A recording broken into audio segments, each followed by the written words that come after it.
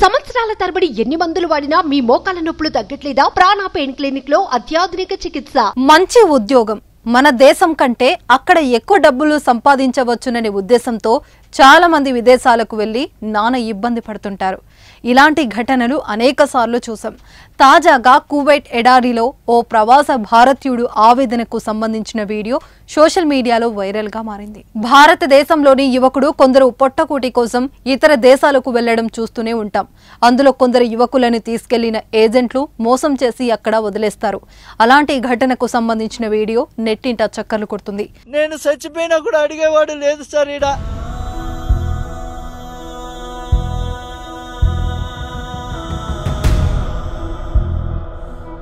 నాకు దయచేసి ఎవరైనా సాయం చేయండి సార్. ఈ ఎడారి నుంచి నన్ను బయట వేసేయండి, ఇంటికి వచ్చేస్తాను.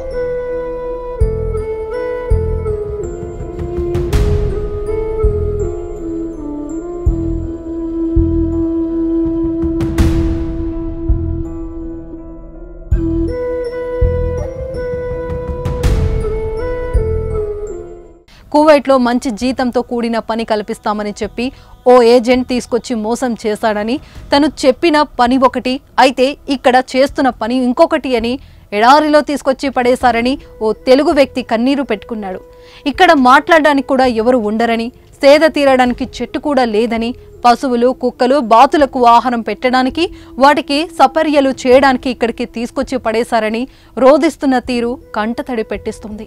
దానికి తోడు అక్కడ కాసిన తాగడానికి నీరు కూడా లేవట.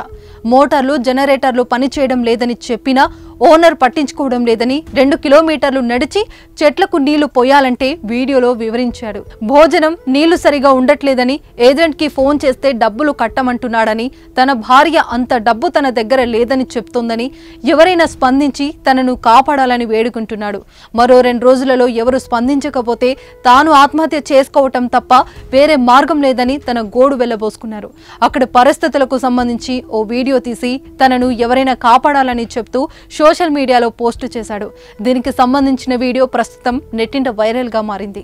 నేను చచ్చిపోయినా కూడా అడిగేవాడు లేదు సార్. ఈడ నా పరిస్థితి ఇట్లుండాది. నాకు దయచేసి ఎవరైనా సాయం చేయండి సార్. ఈ ఎడారి నుంచి నన్ను బయట వేసేయండి, ఇంటికి వచ్చేస్తాను.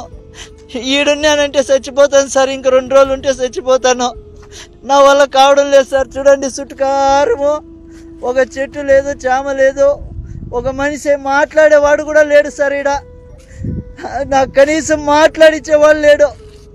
తిన్నావా చచ్చినావా ఏంపా ఎట్లుండదు అని అడిగేవాడు లేదు సార్. నాకు నా బిడ్డలు గుర్తొస్తున్నారు, నేను బతకలేను సార్. ఈడ సుమన్ టీవీలో మీ పర్సనల్ అండ్ బిజినెస్ ప్రమోషన్స్ కోసం కింది నెంబర్కి కాంటాక్ట్ చేయండి.